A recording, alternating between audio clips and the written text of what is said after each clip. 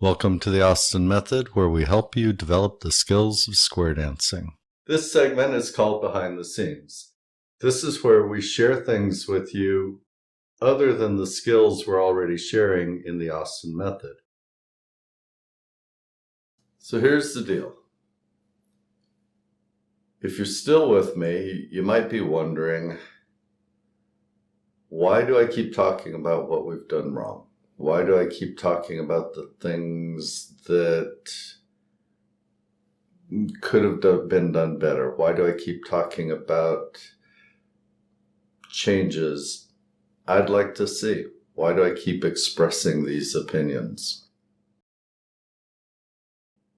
In the 70s and the 80s, square dancing was flourishing. It was big, 10 times bigger than it is today. We had 30,000 people in Anaheim at the National Square Dance Festival.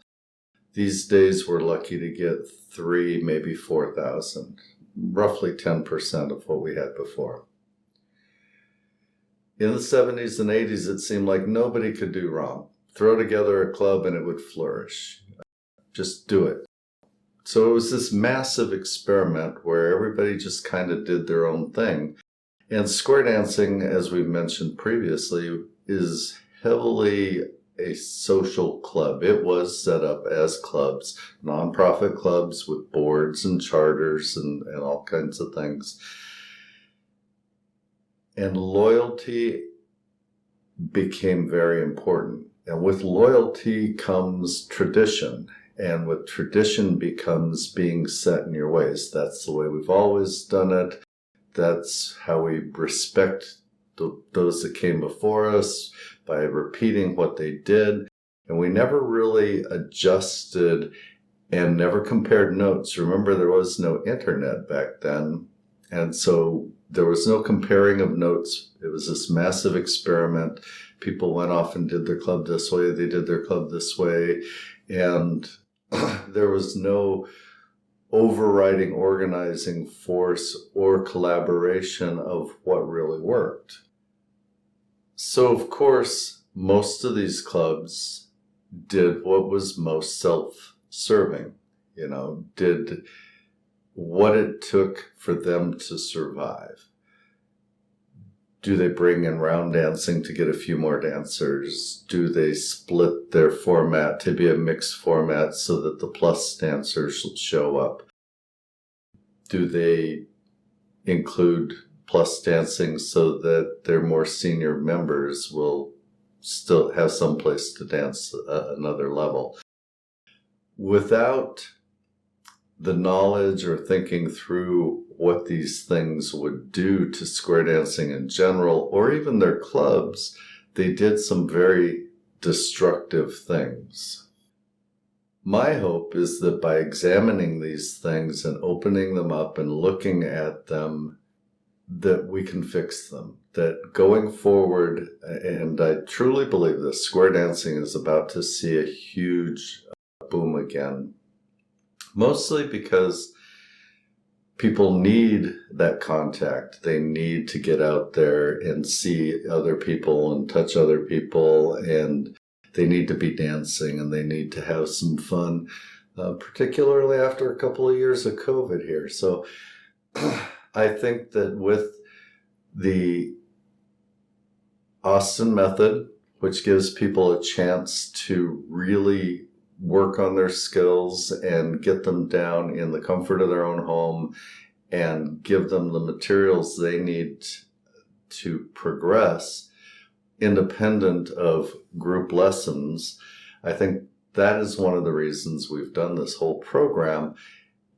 We want to make sure that the program isn't standalone in trying to fix one little piece of square dancing, but that we're trying to fix the whole thing.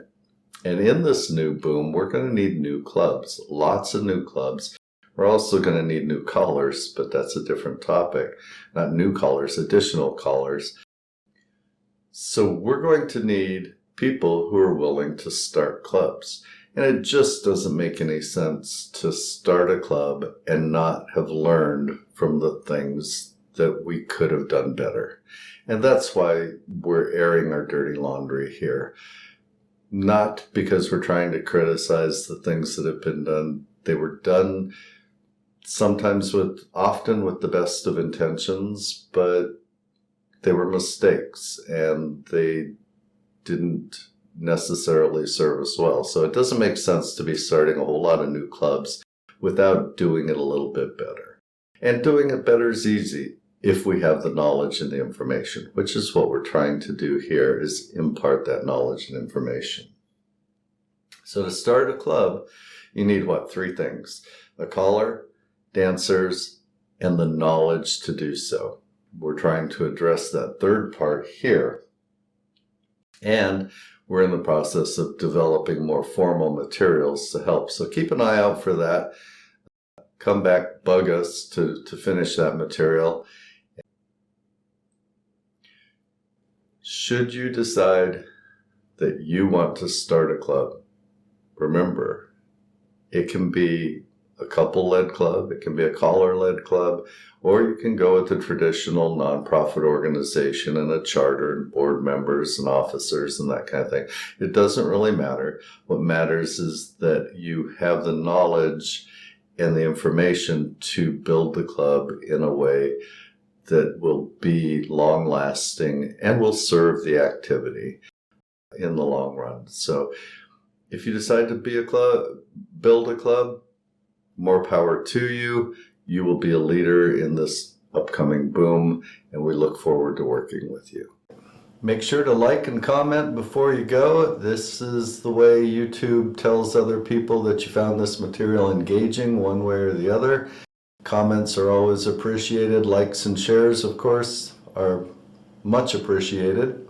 And remember, however well-informed and carefully considered they may be, the opinions expressed here are solely my opinions and don't necessarily reflect the opinions of others involved in this production. Thank you for visiting the Austin Method. We hope to see you on the dance floor soon.